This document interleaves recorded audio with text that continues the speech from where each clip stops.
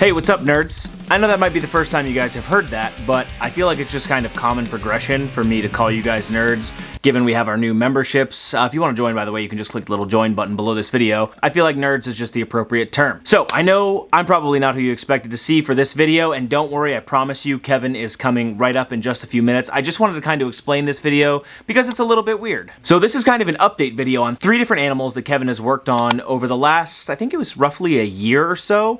And he sent me this footage a while ago. I just haven't gotten to put it together in a video. So this is 3 updates. 2 of them are great updates with great outcomes. The last one, not such a great update, but I would still love if you guys would watch to the end to kind of see what happens. Kevin nerds out a little bit on something that he discovered. Let's start off with the first one. This is the boa that had the super swollen face, kind of like my nose at the moment. I'm growing a little horn right now. But this is the boa with the super swollen face, so let's get into Kevin's update on the boa. Oh, and real quick, before we get into the video, I posted a poll if you guys would want to see me build a reef tank. This is going to be a big 100+ gallon display tank, live coral, live fish. I'll show you how to set it up, scape it, connect it to an app. I'm trying to get a company to sponsor this, and I think it would be a really cool video if you would like to see that. If you would like to see me go from no tank to full thriving reef in like a 10 video series, this would be predominantly me in the videos with a little bit of Kevin. If you would like to see that, please comment down below. Let me know. I would really appreciate it. I think a lot of you would really enjoy it because fish keeping is very similar to reptile keeping. Let me know in the comments. How about an update on some of the animals I was working on? So here is this longicauda, and if you remember, this snake was really struggling. We had all sorts of material in the nose, cysts, and then we had a big mouth infection. So this snake is now eating, no more active infection. We do have a little bit of scar tissue still going, and that's just kind of to be expected, but you can see the gum is all healthy. Shut up, dog! Healthy. So this animal is definitely doing much better, eating. So remember, when you're dealing with animals that are in recovery, food is critical because that's the fuel for their immune response. All right, so I think we've one on this animal, and it's doing much better now, just feeding it, and then that little bit of swelling will go down as time goes on. I'm happy to report that that boa is still alive and well. Kevin did a phenomenal job. That animal's life was absolutely saved. If there was no intervention, that animal was absolutely going to pass away. So, Kevin, if you watch this, buddy, which I know you will, well done to you. We appreciate everything that you do, man. Working with you and for you, quote unquote, has been an absolute dream, and I love it. Next up, we are going to take a look at a corn snake with a vent/hemipene infection. This video is very Dr. Pimple Popper-esque, so if you like that stuff, you're going to love it, and if you don't like that stuff, maybe just skip for like a couple minutes, because it is definitely in that realm. All right, so see right here, this corn snake? So he's getting an infection right in his hemipene. Has this one been breeding? Mm-hmm. Okay, so if I've already been squeezing this out.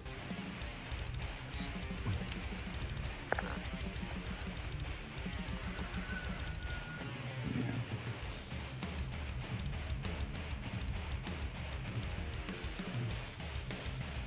There we go. So this actually happens sometimes with snakes. And sometimes it's a matter of just cleaning it out. I was not expecting any of this. Brandon just brought it up to me. Remember that lump right there? Let me just show you how to follow up. First thing is you gotta excise that. Just like the first one, that snake is alive and well to this day, thanks to Kevin. He just kind of excised that little cyst or the little pus ball that was there, and that snake is alive and well. Those videos are the kind that super gross me out, but also I can't stop watching them. If I get on a Dr. Pimple Popper tirade on YouTube, I will sit there and watch that shit for like 2 hours straight.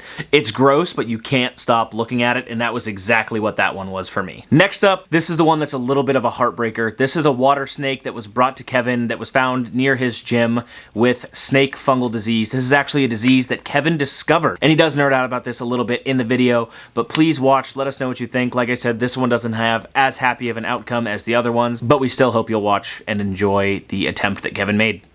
All right, this is a tough one. This is a wild water snake that crawled into the road by a gym that we go to, and they found it sitting in the road. This snake is a mess. All right, you're wondering what's wrong with it. Well, it's essentially, it has a shed on it.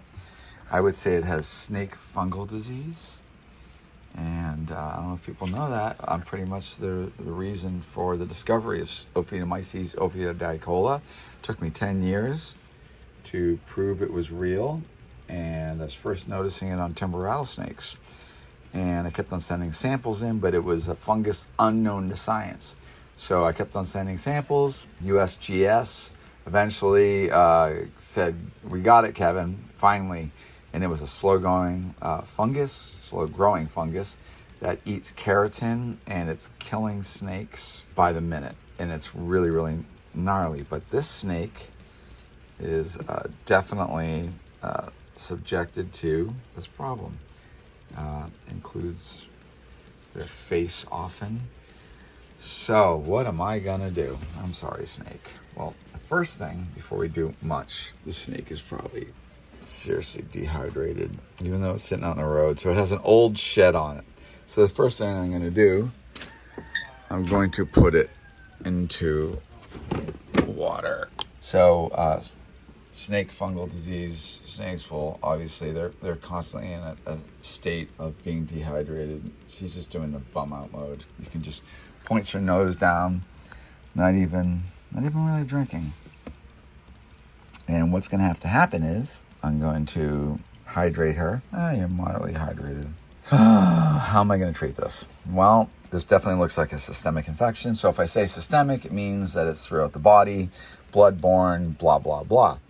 So first thing I have to do is I have to get rid of this old shed off her, because the old shed is actually fuel for the fungus. There we go. Look at that. Deep drink.